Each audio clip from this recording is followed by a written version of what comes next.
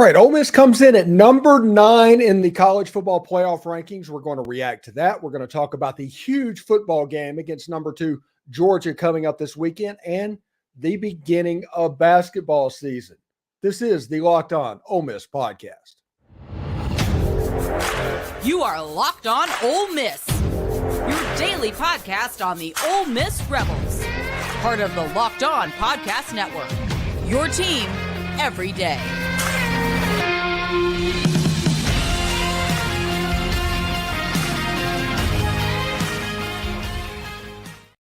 All right, Ole Miss comes in at number 9 in the college football playoff rankings, and I will do this real quick. It might be weird for a second, but there you go. This is this week's college football playoff rankings, and you can look down. Kansas State only fell down to number 25, so Texas still has a top 25 victory. North Carolina makes a reappearance. I guess that's good news for Georgia Tech. Tulane moves up to number 23. Iowa's in there at number 22. Arizona makes the list. They've been on a massive winning streak. They're 6-3 right now. Notre Dame has no business being in there. They're fraudulent. LSU is still in at number 19. Utah at number 18. OU is 17. Kansas at number 16. Oklahoma State at 15. Missouri only fell 2 spots after losing to Georgia to number 14. Tennessee's on the list at number 13. Oregon State at 12. Louisville at 11. Penn State at 10. The Ole Miss football Rebels at number 9, Alabama at number 8, Texas at number 7, Oregon at number 6, Washington at number 5, and then the final 4 is Florida State, Michigan, Georgia, and Ohio State. All in all, there's not a whole lot that I can complain about. The only thing that I was worried about is that we're going to jump Ole Miss with Penn State, which they did not do that. Since Ole Miss wins, if Ole Miss beats Georgia this weekend, let's say Ole Miss goes to Athens and wins the game over the Georgia Bulldogs. Ole Miss is going to jump Alabama and Texas. It doesn't matter. Georgia will be the best win in the country at that time, and I think Ole Miss is going to reap the benefits of that if they get the win. That's when all of this eye test and all that is going to become the forefront other than a resume. People are going to say it's impossible for an Ole Miss team to jump Alabama. Well, this Ole Miss team that beats Georgia is a different situation. Now, if you get to the SEC championship game and Alabama beats Georgia, maybe it jumps back the other direction. But week to week, that is how this is going to work as well. Really interesting stuff. Tonight on the show, we're going to have Brad Logan at about 7 o'clock Central Time. He's going to stop by and talk some Ole Miss Georgia, has some college football ranking reaction. We're going to have Derek Vandegrift and Dalen Flowers said they were going to stop by as well. So we will have them talking about all of this. The main thing is Ole Miss at number 9. This is the third highest ranking. That's weird to think of, that number 9 is the third highest ranking in the college football playoff era, behind, I guess it was number 4 in 2014 and number 8 in 2021. This is the third time behind all of that. Let's open up and look at the comments real quick. What's going on? The Daniel Kelly says, I hate these rankings. They don't mean anything this year. They don't, but they do, if that makes sense. And IE number 9 is crazy. The history of Ole Miss is taking its turn. Time for the playoffs after defeating Georgia. I'm excited. And then the next one says, nobody is beating Georgia. That's true. Georgia's the best team in the country. Now, they can lose a game on any given day, and if the weather's crazy and all the stars line right, Ole Miss can win that game. Ole Miss can win that game. And we're going to talk about that in the later on part of the show. But if Georgia comes out and plays their best and Ole Miss comes out and plays their best, Georgia's going to win the football game. That's just the way this works. Georgia's a 10-point favorite for a reason. Randy Cross says Ole Miss is going to beat Georgia. You're crazy. Yeah, we're getting pretty fired up at the moment. Jerry Marshall says, oh, yeah, I believe this Saturday is the day for Georgia to fall. Ole Miss fans actually are starting to believe a little bit. You've got the 9 by your name. Georgia's got the 2 by their name. All of that excitement is going on. And Ole Miss fans are really jacked up. And if you look at my view count, go down and first of all, hit subscribe if you have not. If you have, please tell a friend to hit subscribe. And if you listen to this podcast on one of the other mediums, go to the YouTube page and hit subscribe for me. But Ole Miss fans are starting to believe what's going on right now. They're starting to believe they can make some noise in the college football playoff ranking. They think it's their time. There's a belief amongst Ole Miss fans that is their time. And, it's a situation whenever you play games like this, eventually you're going to win one. Clemsoning only became a thing because they kept losing this game. Whenever they'd finally make it to the edge and they would lose this game. And then they finally got over the top of it and ended up winning a couple of national championships. But you need to get these opportunities to have a chance to lose them, to we are Ole Miss them or whatever. And then eventually, if you keep knocking on the door opportunity-wise, you'll eventually break it down. And maybe this Saturday is the break it down point. This isn't 2003. This isn't 2015. This isn't even 2014. 2003, when Ole Miss beat LSU, after that game, everybody knew that Eli was graduating. And it wasn't an overall talent type thing that Ole Miss was dealing with. So that moment was not this moment. That moment was not, anybody would say, that was not a echelon defining moment for Ole Miss sports. It was a big game. It was a massive game. It was a huge game. It was goosebumps time in Oxford, Mississippi. That's all the case. But for the program, it wasn't there.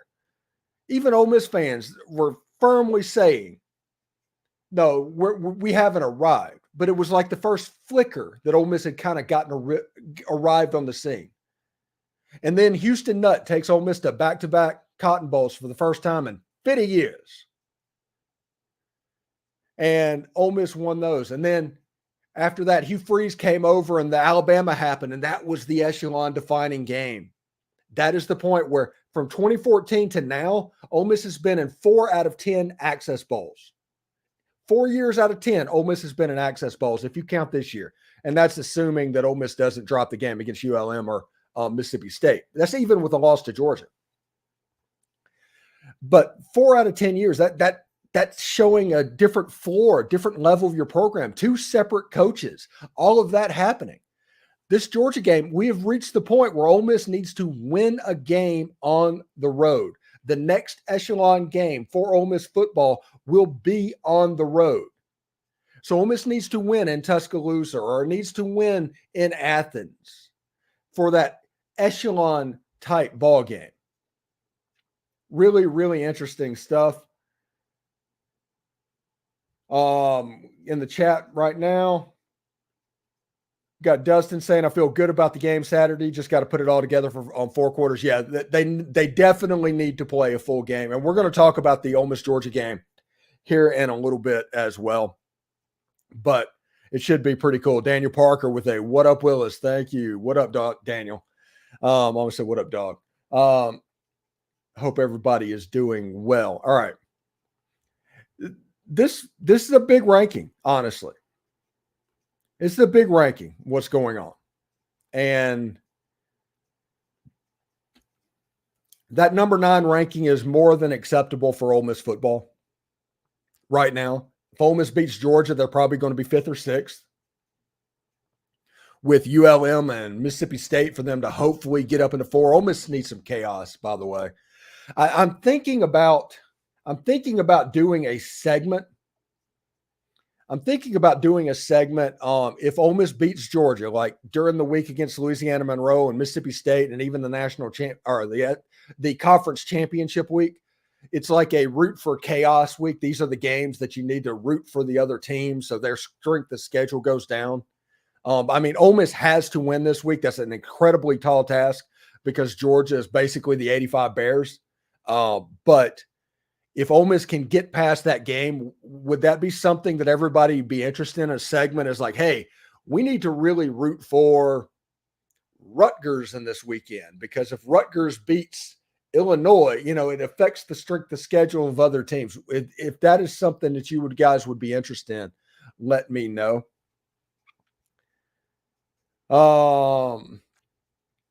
Joshua Triplett saw the ranking and had to tune in. Thank you very much, Josh. Ole Miss number 9 in the college football playoff ranking, and honestly, Ole Miss deserves it. Ole Miss might deserve to be higher ranking than that, honestly.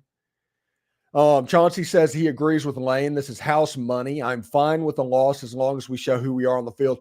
The only thing that would upset me is a blowout. If Ole Miss went there and what happened to Ole Miss is what happened to Kentucky, if it's like a 50-13, I think that would bother me. If Ole Miss loses a 27-24 game, that's not going to bother me because the negative repercussions of it, other than missing the playoff, it doesn't exist. If Ole Miss wins that game, I'm going to start crowing, and you're going to start hearing about all the time how injured Ole Miss was at Alabama, how Ole Miss could win the game if they played now, yada, yada, yada, all that stuff. So it should be pretty cool. We so much appreciate your dedication, James York. Thank you very much. And Joshua, thank you, by the way, for the 99 cents. That's cool. Thank you very much for that. And Jacob Moore says we can play our twos for ULM and still win. Yeah, probably. Definitely. And Jacob Moore says if we win, I'm going to need bigger pants to hold my cojones. Yeah, if Ole Miss beats Georgia, everybody needs to get ready for what they're going to see from Stephen Willis. And the Auburn fans already hate me. Already. And the Alabama fans are going, it's getting close. The Georgia fans are going to probably hate me after that game too. And you already have the poverty-stricken Mississippi State fans who can't afford to pay their NIL. And, Arkansas fans, actually, I have no problem with Arkansas fans, and LSU fans is kind of all right with me at the moment. But those fan bases I'm having issues with. In Tennessee, if we ever play Tennessee, I know that's going to be a fight. Mike Vandy Griff says, I believe. And you should believe, Mike. You should believe. And let's see. Bring in the band. I'll change this over. Ole Miss is a 10.5-point underdog at Georgia at the moment. That is pretty cool indeed. I'm kind of producing this myself, so sometimes there might be it's not going to be as smooth as if you see it on TV because it is just me producing what's going on. Again, we're going to be joined by Derek Vandy Griff, Dalen Flowers, and Brad Logan. Potentially. Brad Logan about the 8 o'clock Eastern, 7 o'clock hour. He said he was going to join. He texted me. I don't know when Dalen and Derek's going to be in, but they said that they were going to join us as well. People are starting to predict in the chat. By the way, go ahead and put your hometown where you're watching the show from, just so I can get an idea. That's not something we normally do, but I want to get in a habit of doing that. Where you're from? I'm originally from McGee, Mississippi. I'm a graduate of McGee High School. Several people from Simpson County watch the show and hit me up at time. But it should be good. If we win Saturday, where do they rank? Georgia, probably 7. Daniel Adams, Florence, Mississippi. Believe it or not, I lived until I was 12 or 13 years old. Daniel in Florence, Mississippi. David Gibson's in Pensacola, Florida. Go Florida. Daniel Sheen is in Olive Branch, Mississippi. For the longest time, there was a problem with Ole Miss and Olive Branch. And big old Tupelo for Jacob Moore. So everybody is checking out. New Albany, Randy Cross, Chauncey's in Madison. It's good to know that. And Joshua Triplett in West Jordan, Utah. That's snow country. That's pretty cool. Mark Walsh says, I think Q is a better running back than the Mizzou running back, and he played a great game versus Georgia, St. Louis, Missouri.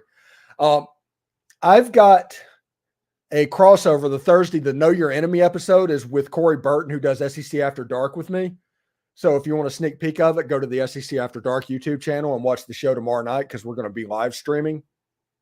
But Corey said, breaking down, they have trouble at Georgia in the B and the C gaps, not necessarily the A gaps. They're fine at nose guard, and it's hard to run directly up the middle. But the B and the C gaps have been a little bit inconsistent for the Georgia Bulldogs, and that's how people have been able to run the football as well. We've got a Utica, Mississippi, Chicago, Illinois, Eric Nissen, Clarksdale, Leaksville, Lumberton, The best snow on earth is the state slogan for West Jordan, Utah. Nettleton, Batesville, North Mississippi is representing like crazy. I hope everybody is having a good day. 9th in the college football playoff rankings. You know, we're getting real close to starting to wonder if we're actually living in the glory days, y'all. When everybody talked about what was going on in Dallas, Texas, or not Dallas, Texas. I just read that from Zachary Turba. We're getting real close to being in a glory days, and we're kind of having a moment. And as long as we keep this up, we'll be all right for sure. David Holly says, watch Locked On Georgia. Their number 6 got picked on by Missouri. They also know Dart can hurt them on the ground. Yeah, anytime that you play against a Kirby Smart defense, there's 2 things that has to happen. The quarterback has to play the game of his life, and the quarterback needs to be able to run the football. That's the way this defense works. And if you can run the football and the quarterback can do it, and Jackson Dart can be that extra runner, all of a sudden it can stress that defense in a unique way, and all of a sudden you can get to a little bit of a shootout. James York says, we are in the glory days. And Paul Bedford says, Jedi Jackson Dartwalker is going to lead us in the upset of the year. It's going to be the best win of the year if Ole Miss wins this game. It's absolutely going to be the best win for Ole Miss football. We're going to bring this back up again, the playoff rankings, and we're just going to kind of go over them as well. I really like that I can do this, and I think I don't mean to brag necessarily, but I think I'm pretty good at this, honestly. This whole producing your own show and do stuff like that, because there's not many other shows, especially ones that are self-produced, that look as good as what I have. It's pretty good. Jacob Moore says the Georgia podcast have also underestimated our D. That's because they're prisoners of the moment, like all media, and whatever happened at the last data point, they just extend that for eternity, and that is how they view it. So if you look at the top 25, which ranking stands out to you whenever everybody looks at that list? What's the first thing that comes to mind? Because to me, the first thing I notice, other than Ole Miss at number 9, is why is Alabama not moving? In any other year, Alabama would drop down and immediately just like boomerang back up. But this year, they're not moving. Why? And I understand they got beat by Texas, but Oregon, I think Greg McElroy said they'd beaten exactly one team, and that is Utah with a winning record. But Utah's 6th. It's interesting. It's interesting. Cash the Real Saint said, this is no Miss. How can Iowa be number 2 when they can't score 22 points in a game? You're on something there, buddy. And Joshua Triplett says, why is Tulane only 23? It's because they're G5. It's just because they're G5. Tennessee at 13, that does stand out, and them going up after beating mighty UConn over the weekend. If we can beat Georgia there, we can probably rest some of our starters for State or ULM. I'm not there with you, Jay. I'm the type of person they need to absolutely bury Mississippi State. Just bury them. Jarvis Robinson, long as Ole Miss gets turnovers, yes, Ole Miss needs turnovers against Georgia. They're going to need a little bit of help. Dustin says, great show. Thank you very much, Dustin. Very much. Glad you watched. Please subscribe.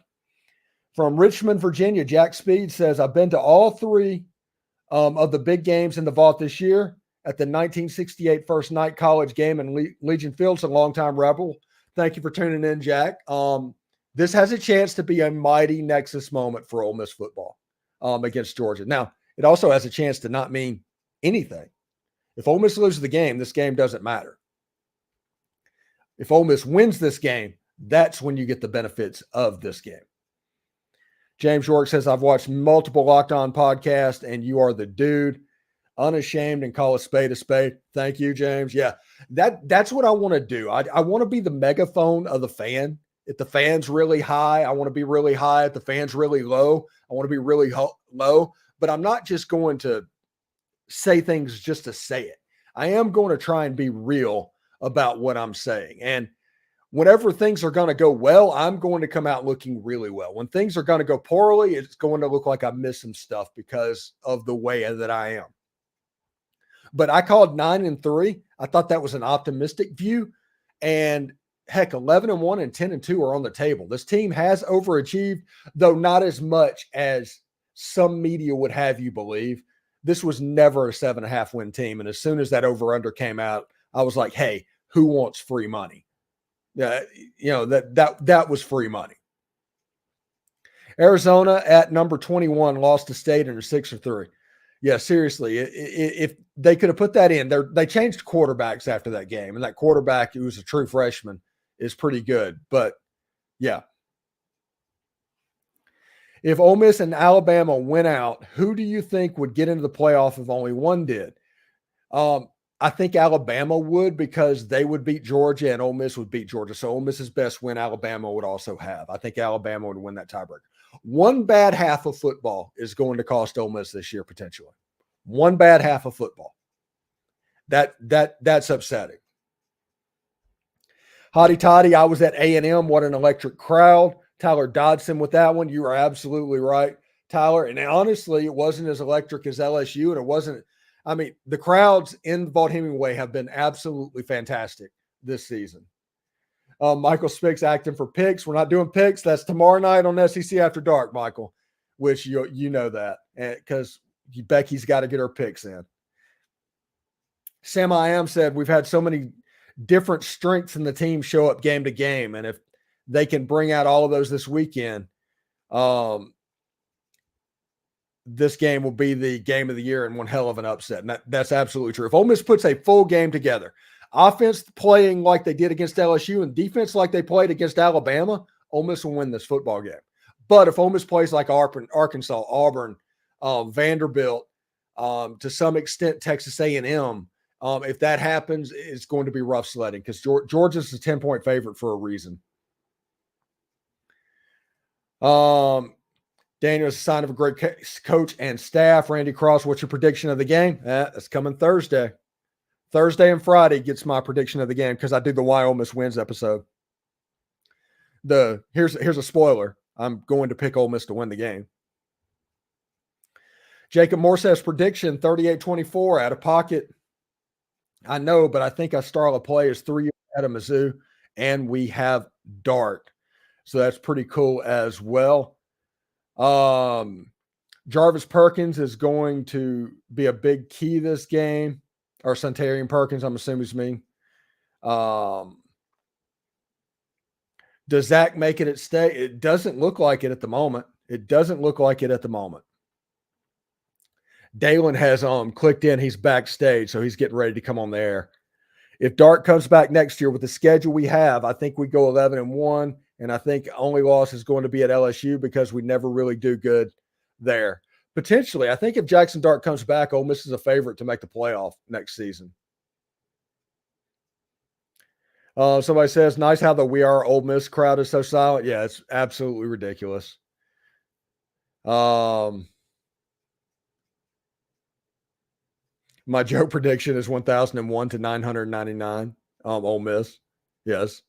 All three stages have to hit full strides for us to win. Hey, one thing to keep an eye on, and we're going to talk about this as the game goes on, special teams are going to be a major issue.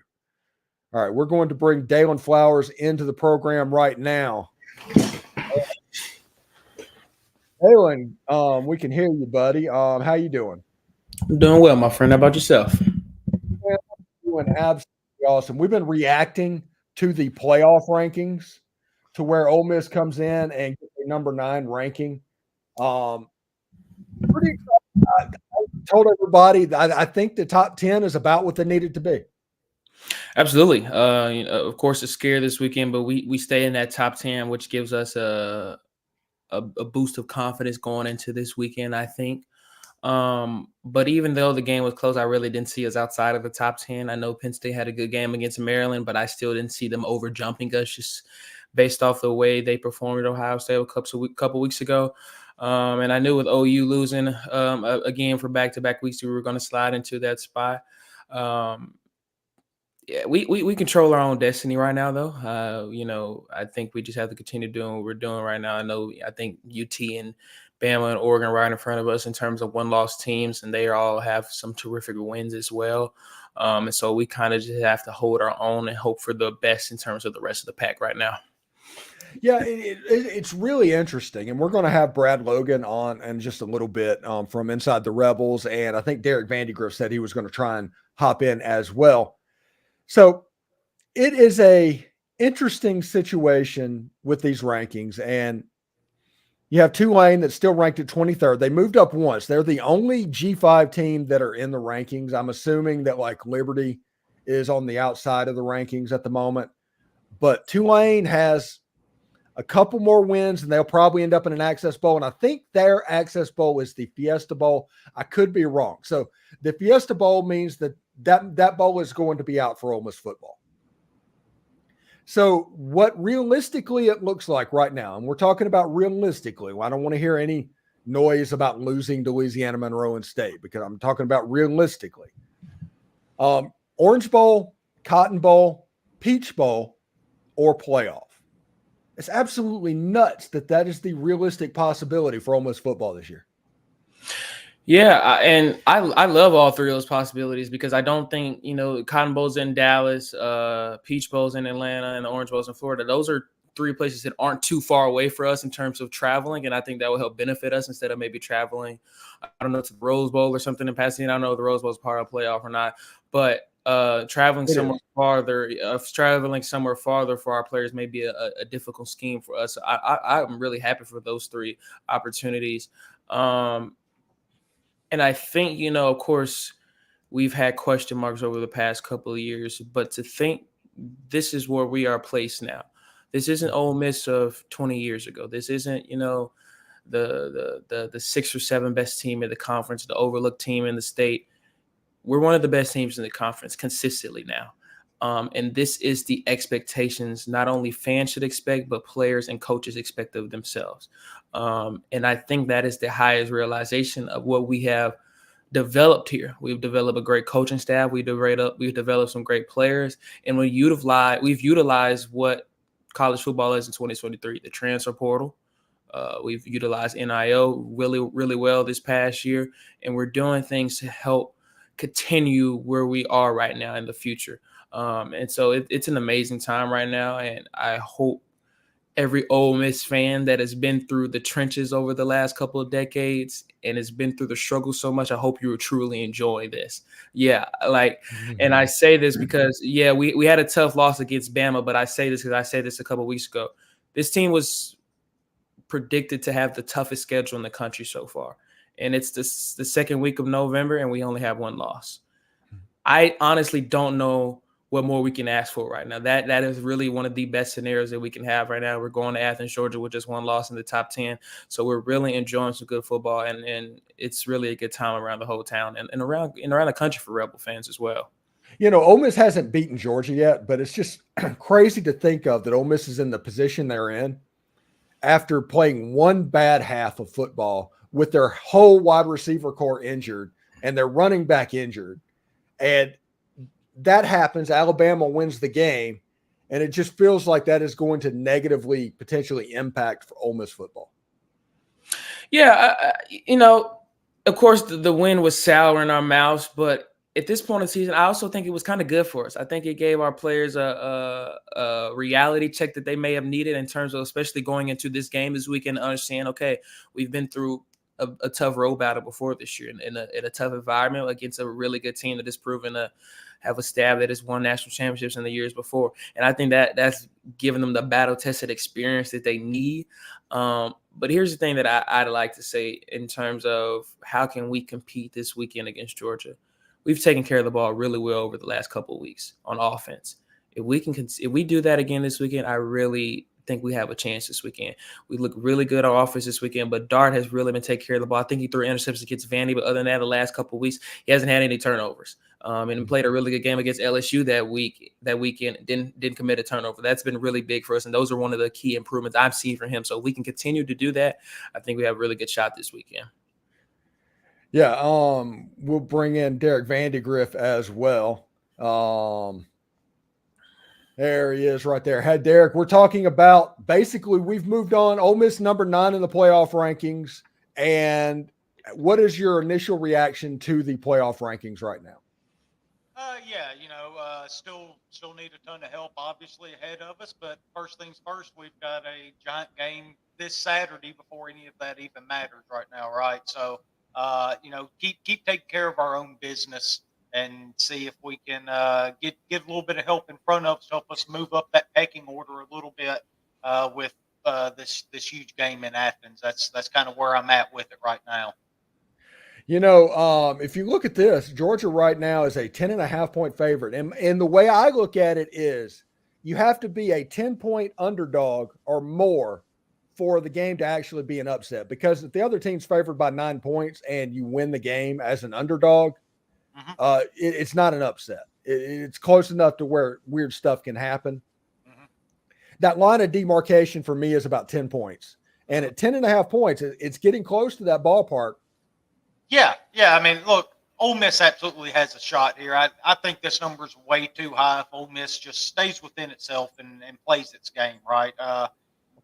It's about time people start talking about how elite Jackson Dart is and the way he's played so far this year. He's really improved as a decision maker. That's one thing that he's really improved with this year. We don't turn the ball over, and that's one reason that we've found ourselves in a position to be 8-1 going into this huge game Saturday. Is we don't turn the ball over and we get turnovers on top of that. So when you can do those two things and you have the elite playmakers like Jackson Dart, Quinshon Judkins, and then the guys out wide, Trey Harris, Wade, and Watkins, pre-scoring's obviously been very, very good for us as well. So, I think 10.5 is way too big. And look, if Georgia's not ready to play this game, then they're in for a rude awakening come 6 o'clock Saturday night.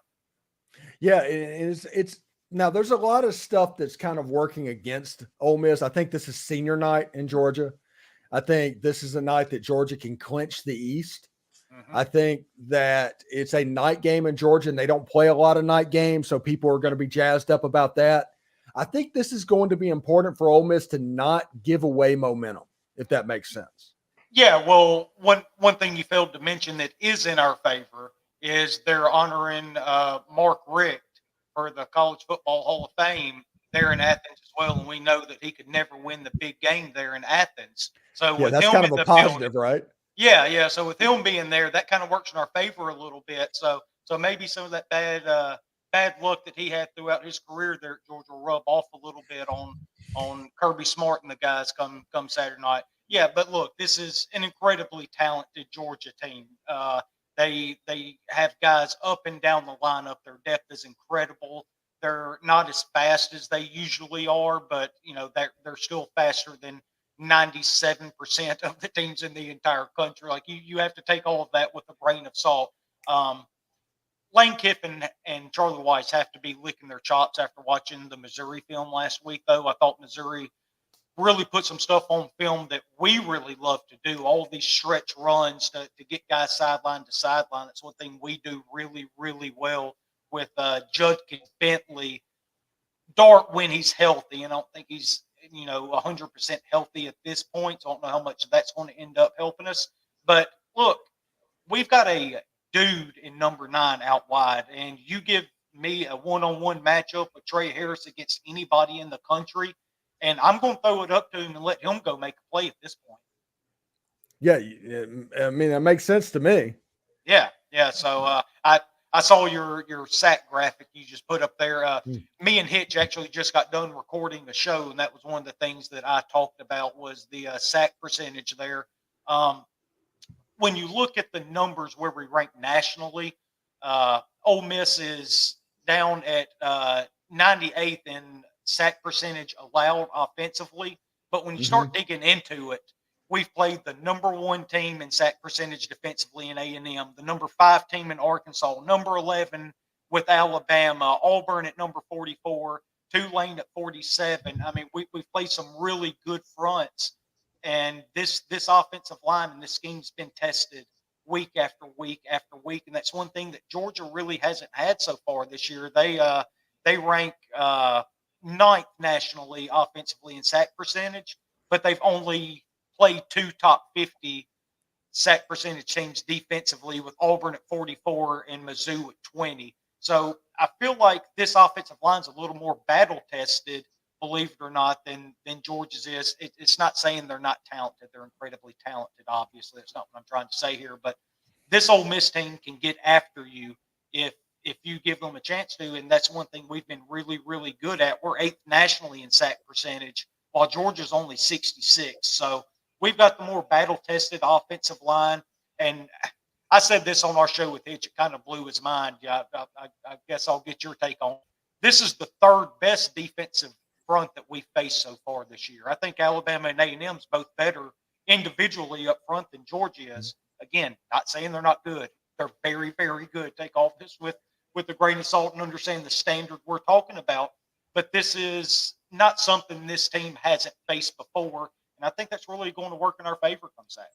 It's absolutely weird, Dalen, but I think that our game against Texas A&M was probably the best scout team for Georgia that you could have going from one game to the next. Yeah, a big talent kind of equalizer between the two teams, and I think the film that we watched this week against A&M is going to be very similar to what we see from Georgia. Look, I watched a presser from Kirby Smart this week, and he sounded really confident. And I'll say this right now, he's the best head coach in the country. They have not looked like the Georgia teams in the past, but don't question his ability to put it on this weekend, because look, they're tired of hearing a lot of noise this year. Their schedule, can they do it without Brock Bowers? This isn't the same defense we've seen the last couple of years. They're tired of hearing a lot of the outside noise. So now they're getting that moment. They're getting a top 10 team at home on a night game. College game day is going to be there. They're in that moment as well, just as we are, and are hungry to prove that they can beat anybody in the country. And so I think it's going to be a dog battle, man. I like I said yesterday, that those first couple of drives since the start of the game and the first drive coming out at a halftime are going to be really vital for us. I've said it all season, adjustments and momentum are two of the biggest things in football. How do we control those two things and work them in our favor in terms of how can we win this game this weekend? Yeah, absolutely. Anyway, Dids and Dalen, thank you very much. Brad Logan just hopped onto the stream a little bit, so I'm going to have to let you guys go. But thank you very much for joining the show, and we'll see you next week. Sure. All right, buddy. Thanks. All right, man. Take care, man. All right, Brad Logan is now joining us. We just did Dids. We just did Dalen Flowers and all that, talking about Ole Miss and Georgia and the playoff rankings. Brad, have you had a chance to see the playoff rankings? I saw that I think Ole Miss is 9 is what I saw, but I have not seen the remainder of the rankings. I felt that's where Ole Miss would probably land, yeah, I think that's a good spot. I think at the end of the day, you just have to win your games, and Ole Miss has a great opportunity on Saturday. Yeah, and it's a huge opportunity, and you kind of like doing the history stuff like me online. And this Ole Miss and Georgia game, I'm trying to think of, like, this has a chance to be such a nexus point for Ole Miss's football program, real similar to the 2014 Alabama game, which led directly to 4 Access Bowls in 10 years, or even going all the way back to the 1952 game that the win over Maryland that kind of announced Johnny Vaught's ascent onto the scene. This could be like Lane Kiffin's version of that moving forward. It is. The more I thought about it, the more I think this game is as big as the 2003 LSU game. You know, Ole Miss was, of course, 8-0 in the conference and an opportunity to go to Atlanta. But, you know, and you hate to be that guy, but this game is so much bigger than Atlanta. It's so much bigger than just playing in the SEC championship game. There's implications that you could possibly play in the Rose Bowl against Michigan. There are implications that you could play in the college football playoff, and I can't believe that they were actually talking about that. And here's the thing. Someone asked me that I think Ole Miss would I pick them to win the game, and I probably wouldn't. But here's what I would say. There's not a scenario any better than Saturday for Ole Miss to go on the road to face Georgia than they're in right now. The team they're facing in Georgia in the team that they'll be taking to Georgia under the direction of Lane Kiffin. With Jackson Dart, I thought you had a great comment, is either on yesterday's show or the day before, when you talked about this could be a legacy game for Jackson Dart. And I completely agree. This could be a game to where Jackson Dart, at some point, if he comes back, leads this team to another possible college football playoff or another big, a big, huge season with the players he's got coming back. And then, of course, what Lane can do in the portal and the high school recruiting. Right now, Ole Miss has 7 out of the top 10 Mississippi recruits committed to Ole Miss. 7 out of the top 10. That's never happened before. Mm-hmm. So with all of that happening, Jackson Dart could be on the Mount Rushmore of college football at Oxford. And that's a big, big thing. That's a big possibility they could absolutely have happen. So, yeah. Especially not having Manning as a last name. Yeah. Well, the numbers he's done, Stephen, you talked about it, the numbers he's accumulated and the wins that he's accumulated. And it's, he's doing this. He's doing that. And we'll see. It's at the point where even against Georgia, if he gets the ball with 3 minutes to go in the game and Ole Miss is down by 4 points, there's no doubt that he's going to drive down against that defense and score a touchdown. There's proof of concept at this point. I don't want to compare him to like Joe Montana, but whenever he gets the ball in that situation, you're like, oh yeah, he's going to be fine. It's not anything where you're worried about the moment being too big for him. You said, once again, either yesterday or the day before, all of the pods run together with everything I listen to. But I do a lot of them. Well, I mean, I believe it was you that said that Texas A&M has a better defensive front than Georgia. Yeah, that was me. And I agree with you. And nobody else is saying that. And I love what Ole Miss can do offensively when they throw Quinshon Judkins open. That's what they're going to have to do against Georgia, is throw open the running game. And with the advent of Caden Prescorn, we've seen that Jordan Watkins can catch the football with a broken hand. We've seen Trey Harris become I don't know, Steve. I don't know how to put him up against another particular type of wide receiver as good as he is. He's one of the best I've seen to wear the red and blue in quite a while. So to put Trey Harris, Jordan Watkins, and then Dayton Wade, unbelievable the year that he's had. If they can throw Quinshon open, throw Ulysses Bentley open, use Caden Prescorn, I don't know, man. I'm not sitting here trying to convince myself that Ole Miss is going to beat Georgia. I'm just saying that this is the best opportunity you could ask for. Yeah, it's nuts. And, each week on my show, and we haven't done this week's show, so everybody that's not going to be until Thursday night when the show with Bill Flowers comes on, because he's become a very popular guest on my show, on my channel. But it's a situation to where he's been calling all year for quick game. And against LSU, they used it and they became unstoppable. And we thought maybe that was an aberration, that LSU's defense was just horrible, because LSU's defense, that's pretty bad. But they played against Texas A&M, who's the number 1 SEC defense with everything going on. They did the same thing that they did against LSU, which tells me Bill's probably right. And by the way, I think he is too. But when you talk to Bill, please tell him that I really enjoy his commentary, because a lot of the things I'll pick up that he'll say, and then I'll watch it happen on Saturday, which tells me he kind of knows what he's talking about. So please tell Bill. It's almost like he did it at a high level. It's almost right? like he was a really good receiver for Ole Miss. And by the way, quick plug, interviewing Chris Mangum, 1996 Ole Miss Rebel, who had a big game in the last win that Ole Miss had in Athens. So we'll be interviewing Chris. That'll be airing at some point this week. So I'm excited about talking to him. But yeah, I love talking to former players. Have you talked to him yet? No, I'll be interviewing him at some point tomorrow. So that'll be airing at some point next week or this week. Please name drop me. He's the one that I went to high school with Chris. I didn't know that. Yeah, he sure did. I was a sophomore when he was a senior at McGee High School. Okay. And through initiation, the upperclassmen shaved the heads of the younger guy, because that was when hazing was okay. And Chris was the one that Bic Razor shaved my head. Yeah, but I was there. Yeah, I remember Chris. Chris lived like 100 yards from my house.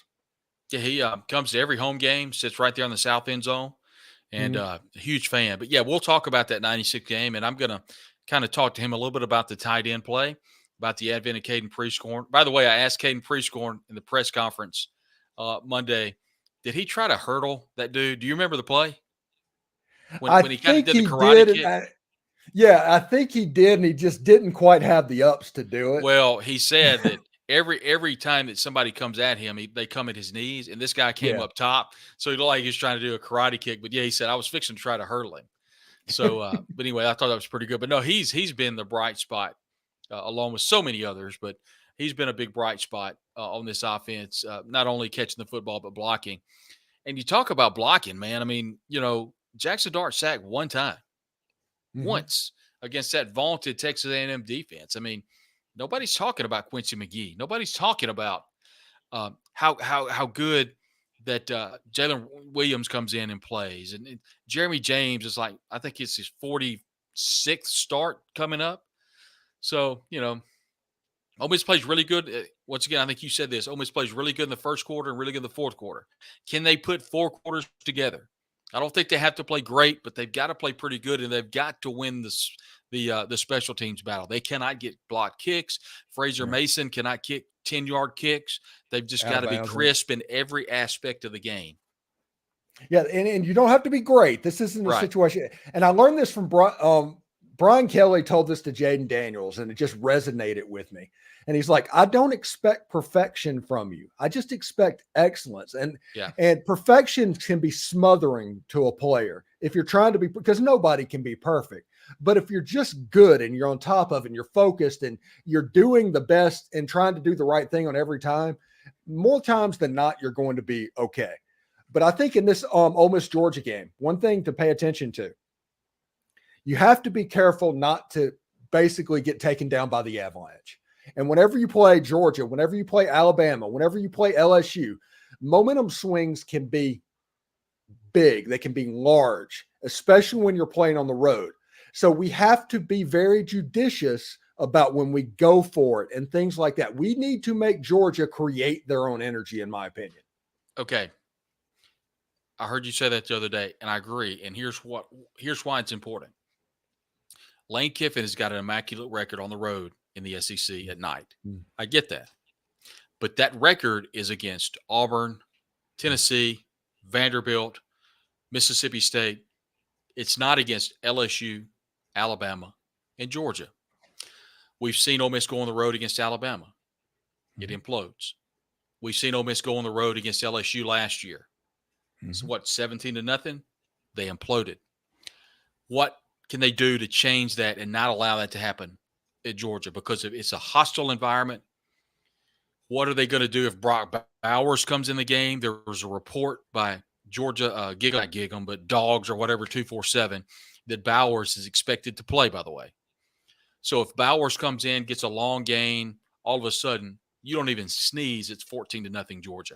How do you keep that from happening? How do you keep composed? One thing you cannot do is if it's 4th and 2 on your own 35, you have to punt the football away. Yeah. Secondly, if you get down, you have to kick the field goal inside the 20 and it's 4th and 8. Don't do anything crazy on punt return. Kickoffs, kick them in the end zone and try to cement the running game. That's the key on the road, running the football successfully. Once again, I'm afraid Ole Miss is going to have to throw open Quinshon, but if they can throw open Quinshon and Ulysses Bentley, that's a good start. But to me, if Ole Miss can get past the first quarter, either tied, ahead, or within 3 points, I think they've got a shot.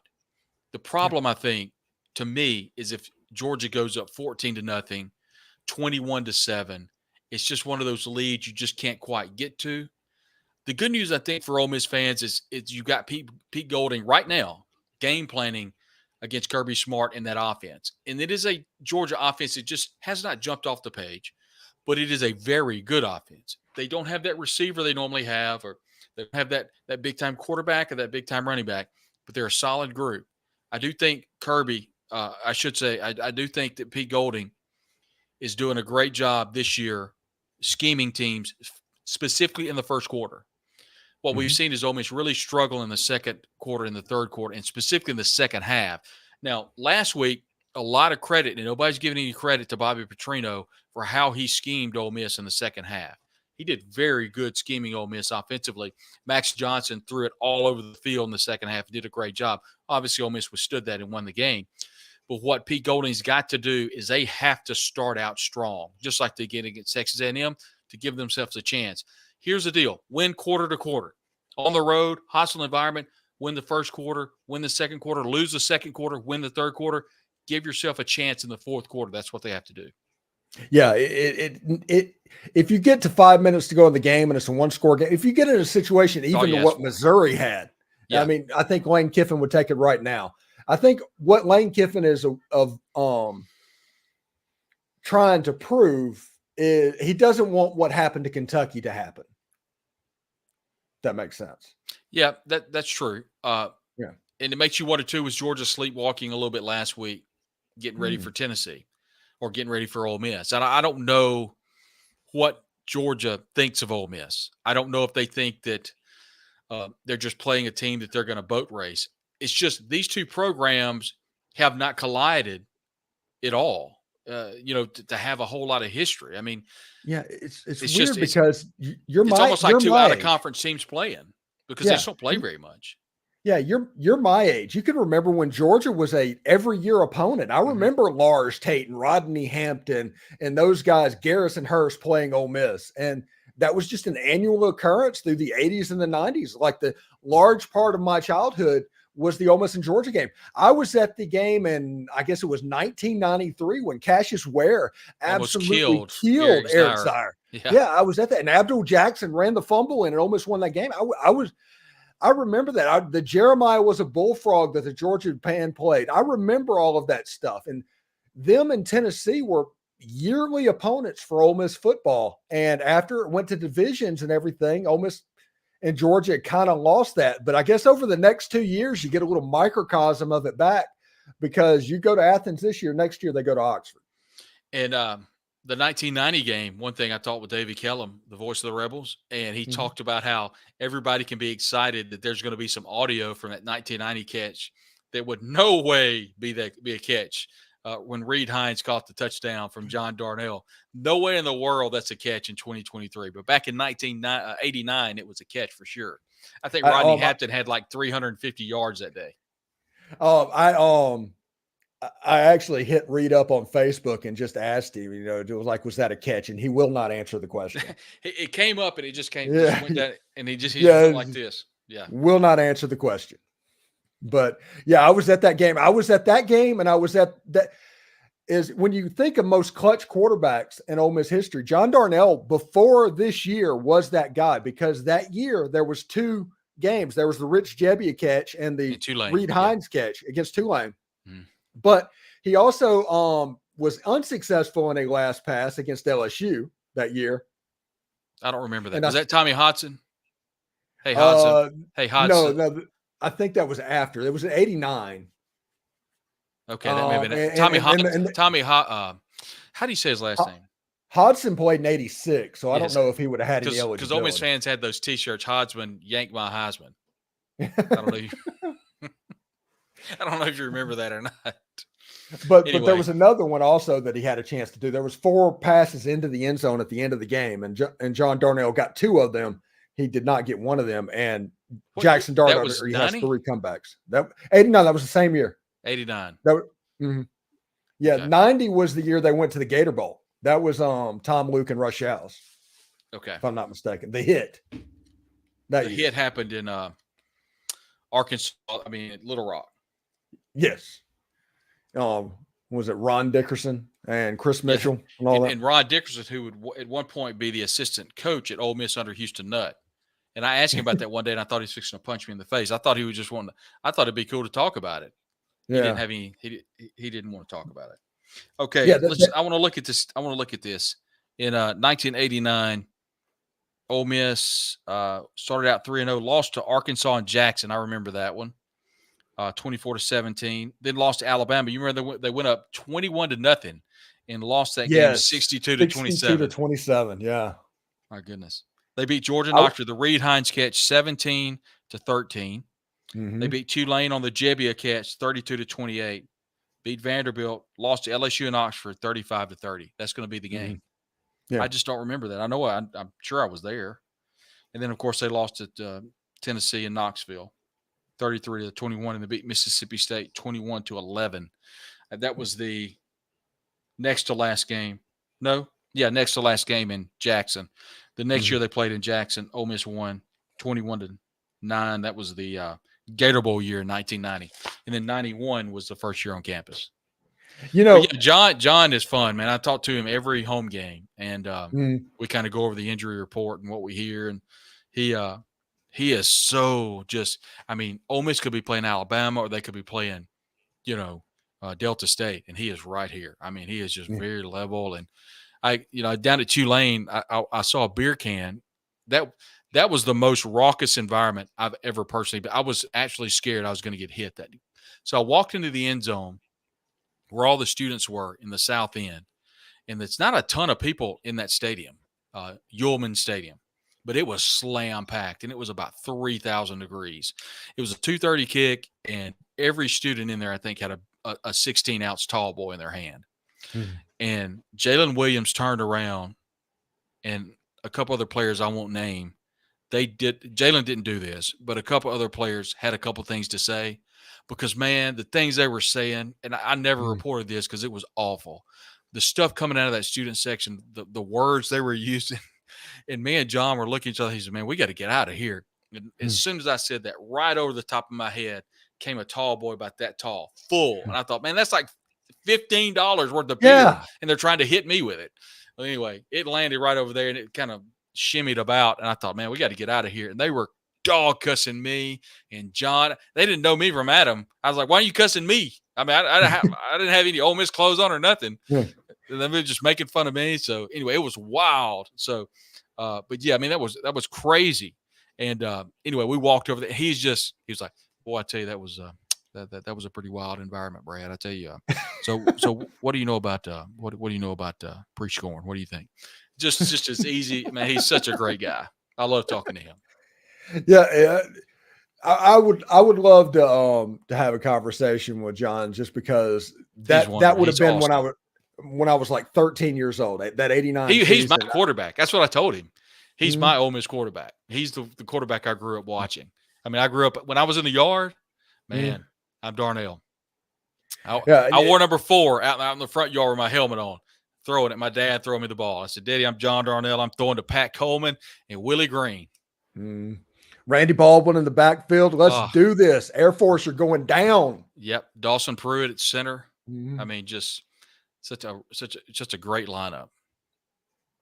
I'm going to put this up, this graphic up real quick, and I'm going to see, maybe you can see it, but this was my keys from, I guess it was Tuesday's show, but let's see. Eventually it's going to come up. There we go. All right. This is Jackson Dart and Quinshon Judkins' game. Anytime you play a Georgia team like this, it's kind of Alabama rules from Peru 2015. I think Jackson Dart and Quinshon Judkins have to be stars. They have to show up. I think Ole Miss has to put together the first complete game of the season. And I think the Rebels have to believe they're going to win, not just hope they're going to win. And there's a lot of teams that hope they can beat teams like this. But as soon as something goes wrong, it turns into the Avalanche. What do you think? I can go ahead and tell you number 3, you can just mark it off. I've already talked to people inside the Manning Center. They're not hoping they're going to win. They're going over there to win. I can promise you. So there's no doubt about number 3. Number 1, I agree. I think it's a big game for both of them. But in order for them to have a big game, it's got to be some pretty good games from some other guys too. Like Dayton Wade's got to have a good game. Jordan Watkins is going to have to step up. That offensive line's got to do a good job protecting Jackson Dart. Jackson's got to protect the football. He's done a great job of doing that all year. Quinshon's done great. Ulysses Bentley has done great too, protecting the ball. That's one thing Ole Miss cannot do. I hope everybody's sitting down that's listening and watching. They can't turn it over. And I mean, they really can't. I'm not just saying that to be funny. They really can't turn it over. No, that's the same thing I say whenever I talk about Ole Miss needs to play clean. That's like a free space. I know it's like football 1-on-1, but it needs to happen. Yeah, the line of scrimmage, people talk about that. I mean, I don't know if they can dominate that, but if Uku's going to be okay and he comes back, I thought Jared Ivey played a heck of a game on Saturday. He's really good. He's a Gwinnett County, former Gwinnett County guy. I mean, he knows all about this Georgia team. He transferred in from Georgia Tech, so I think he'll be a nice asset for that team. But yeah, I mean, Randall Joyner in that defensive front, I just think they're going to play big. And nobody's talking about the linebacker play. I thought Baptiste played well. I thought, Perkins didn't play a lot. Tennyson, they brought him down from corner to linebacker. Just he's a little bit bigger, a little bit more experienced. And, the secondary's been playing so good. With Gaddy and the rest of the crew, they feel pretty good about it. And so they just dropped Tennyson down.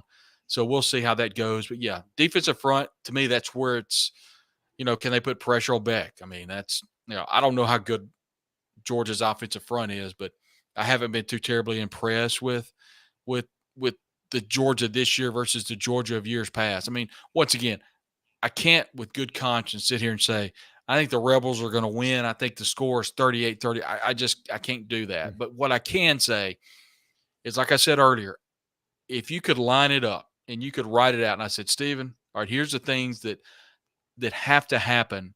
Here's a scenario that has to happen for Ole Miss to have a chance on the road. Everything they have is in front of them. And I'm going to say this too, and I'm going to get a lot of kickback on this, and that's fine. I'm a big boy. I can take it. I don't think this is a free shot. And the reason I don't think it's a free shot is because I don't think the kids or the players and the coaching staff are going over there just like, you know what, 11.5, we've had a pretty good year. Let's just go have a good time and play.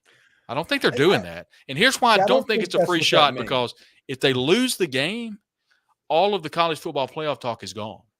Now, it's an Access Bowl. You can win at ULM. You go down to start for a win.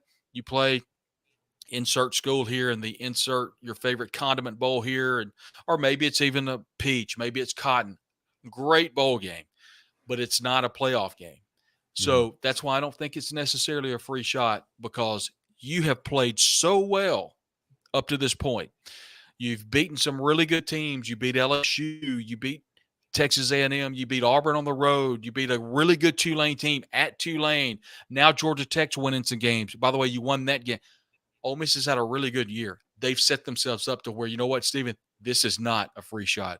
This is an opportunity to go win the game and continue the season.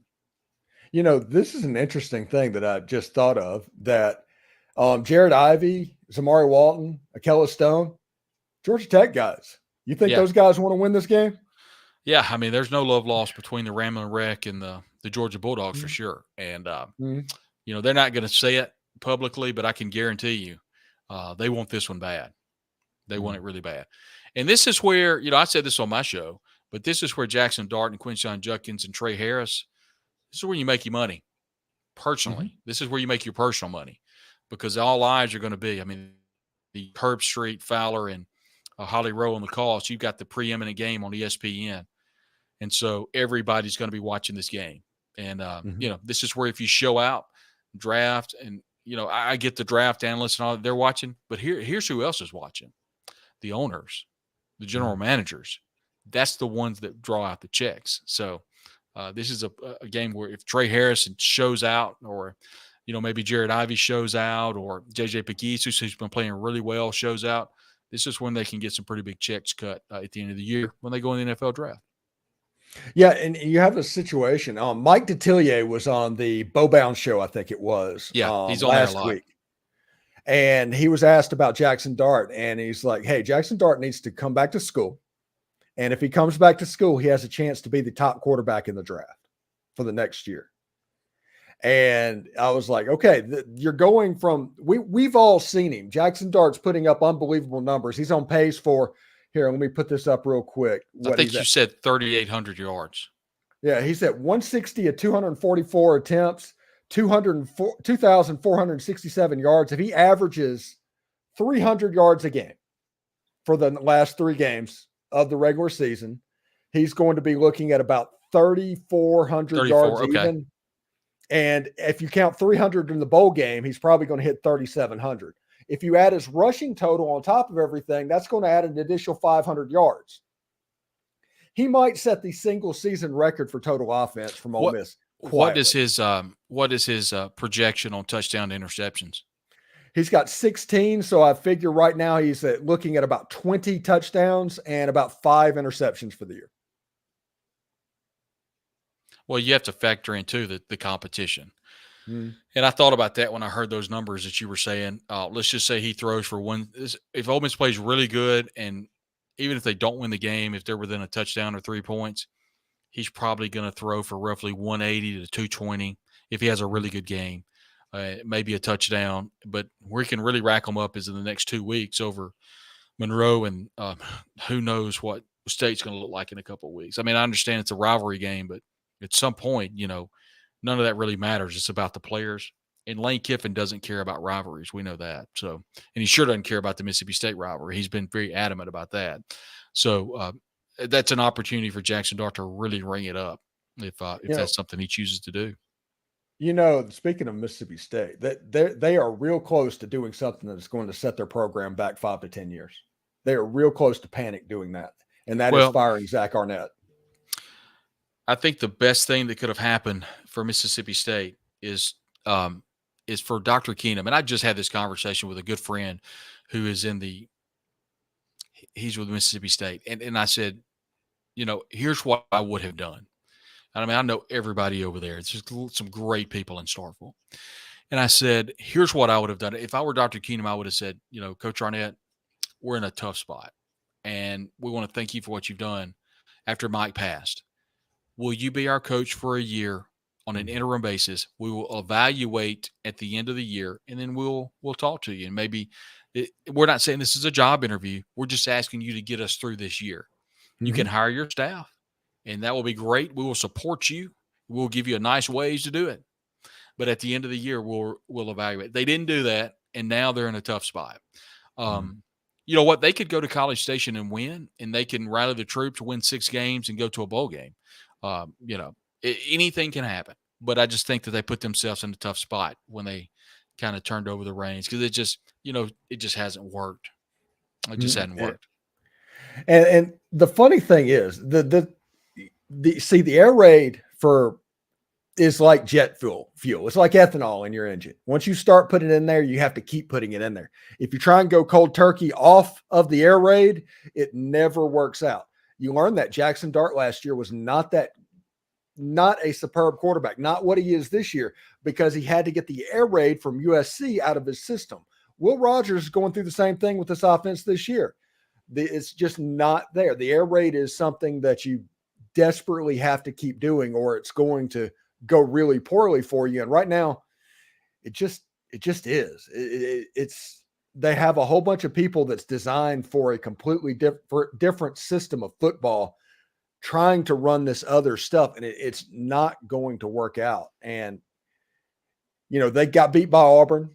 They've got A&M, and A&M's probably might not have Max Johnson because apparently Max Johnson the last drive broke some ribs or something. He did, and I think they're starting running back towards ACL. Yeah, so. And it was definitely, it's not even a Pyrrhic victory. It's like a devastating loss for Texas A&M. They beat Texas A&M, then they beat Southern, and that gets, I don't know, what's their record?